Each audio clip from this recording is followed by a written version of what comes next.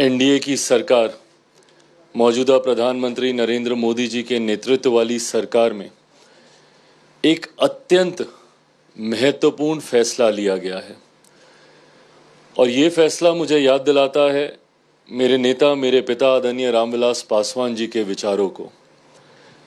1960 के दशक में जब मेरे नेता राजनीति में आ रहे थे, उस वक्त लोहिया जी के विचारों पे चलने वाली पार्टी संयुक्त सोशलिस्ट पार्टी, और उसी पार्टी से पहली बार उन्होंने चुनाव लड़ा। 69 में पहली बार वो विधायक बने और मुझे याद है वो कुछ पंक्तियों को कई बार दोहराते थे और मुझे पूरा विश्वास है कि आप सबने भी उसको कई बार सुना होगा। पार्लियामेंट में भी उन्होंने कई बार उन पंक्तियों को दोहराया था और वो उस पार्टी की सोच हुआ करती थी, लोहिया जी के विचारों की सोच हुआ करती थी कि संसोपा ने बांधी गांठ, पिछड़ा पावे 100 में 60।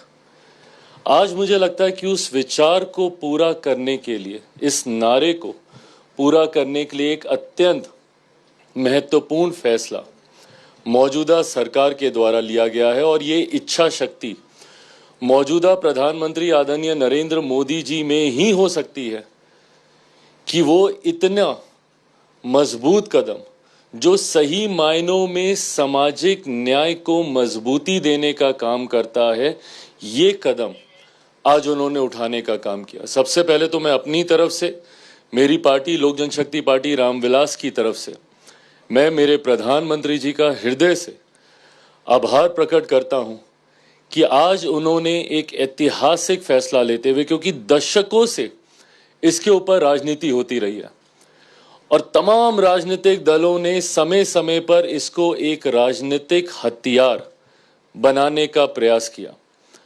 हम सब ने देखा कि जब जब चुनाव आते हैं या अलग अलग राज्यों में चुनाव आते हैं तो सिर्फ जाति आधारित जनगणना को जितने भी विपक्ष के दल हैं उन्होंने इसको मुद्दा बनाकर मजबूती से उठाने का काम किया।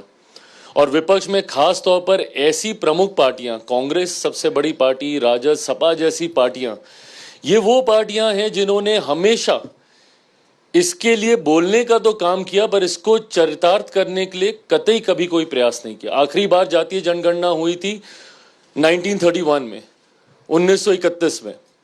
लगभग 100 साल आज होने को आए हैं। 47 में देश आजाद हो गया। तो जिन लोगों को इस बात की चिंता है, आजादी के बाद अधिकांश समय तक केंद्र की सत्ता में कौन लोग थे?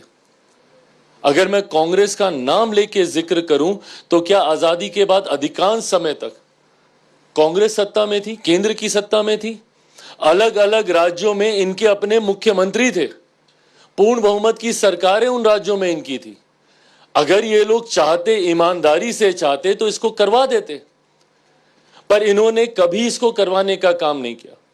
जनगणना तो छोड़िए, इन्होंने अपने अपने राज्यों में जहां पे इनके मुख्यमंत्री थे वहां पे इन्होंने सर्वे तक कराने का काम नहीं किया, क्योंकि जनगणना पूरी तरीके से केंद्र सरकार के अधिकार का विषय है और जिन जिन राज्यों में हुआ है वो सर्वे के माध्यम से हुआ और कुछ राज्यों में तो बिना पारदर्शिता के हुआ है। भगवान जाने कि उसमें कितनी सच्चाई है और कितने सही ढंग से इन्होंने किया है या नहीं किया।